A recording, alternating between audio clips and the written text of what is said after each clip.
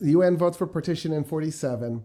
The Arab states and the Palestinian people reject this. And the reason they reject it is they didn't understand why the Israelis were getting 55% of the land where they owned 7. They didn't understand why there was a separate Jewish-only state being created when you could have just simply created a single secular state with guarantees for Christians, Muslims, and Jews.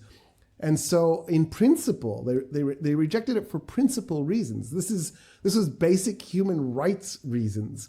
Like if you own 7% of the land and you're getting 55%, what happens to the other 48? Like, are you going to ethnically cleanse the place? Are you going to do to Palestine what you were upset Germany had done to Poland? Like, how does this manifest?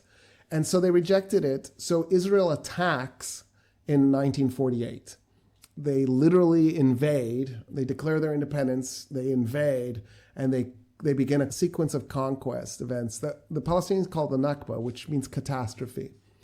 And one of the things that they did was they did a massacre at a place called Deir Yassin, where they literally just pulled out machetes and began chopping Palestinians to death.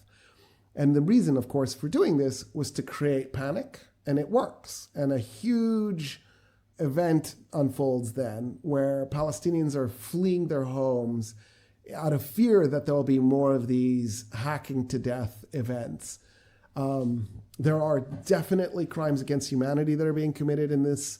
There are massacres that are taking place. There's plenty of documentation about this. This is an established fact.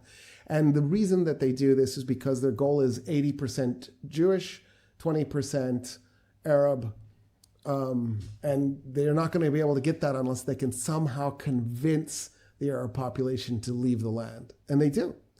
They end up conquering 78% of Palestine. So they don't get 55, they get 78%. The Gaza Strip and the West Bank are all that's left of the Arab enclaves.